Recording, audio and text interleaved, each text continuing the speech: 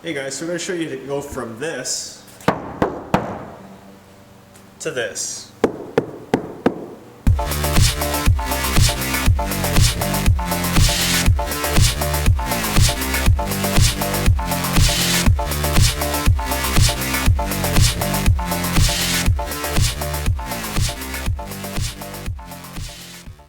If you're building a car for the track, or for the drag strip, or you're building an audio machine, they all have one thing in common. They all have a good foundation.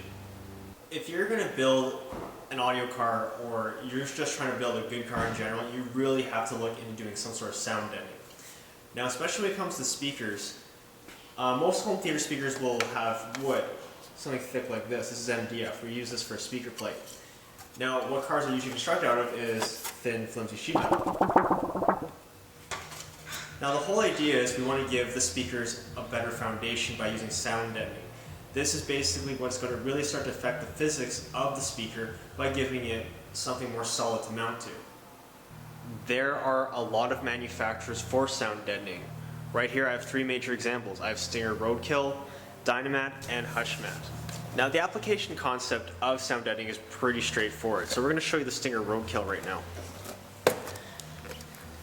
So you can see here, what we have is a rubberized material with an adhesive on the back with a wax paper on it to release off of it, and you just work this in. It also has an aluminum face in the front to also act as a heat shield. So here's another cool acoustic material. This one's from Hushmat. It's called their Wave Breaker. So all it is just foam with adhesive on the back, and it sticks to the outside skin of the door panel. Now you can see here in the illustration, you can see that the sound waves are hitting the sheet metal on the outside and coming back and giving you distortion on the speaker. Here, the material will actually absorb it, and then all the speaker does is just play the sound properly. So why would you spend your hard-earned money on a product like this? We can preach about it all day, but you're not going to really find the full potential of your sound system until you put a product like this in.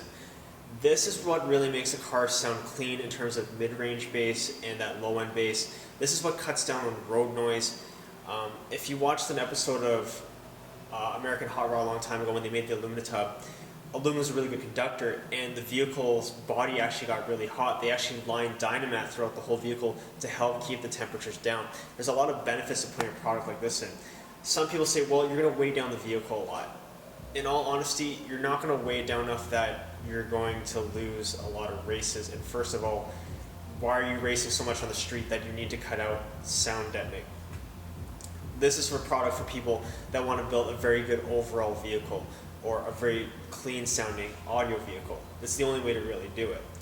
The only thing that really separates a Mercedes and BMW, all those luxury brands, is yes, it's the underlay, yes, they use thicker glass, but they have a lot of sound deadening material. So you can't add thicker glass to your vehicle or change the sheet metal design or anything like that. But you can add this in, and this is what's going to give your doors that nice solid feeling when they close every time.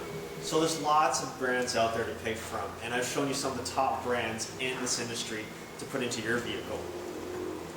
Now for the most part, it doesn't matter. As long as you pick a top brand, the main thing is getting this stuff into your vehicle. That way you're going to get the most dynamic range you can out of your sound system, and you're going to maximize the amount of money you spent on that sound system you just put in your vehicle.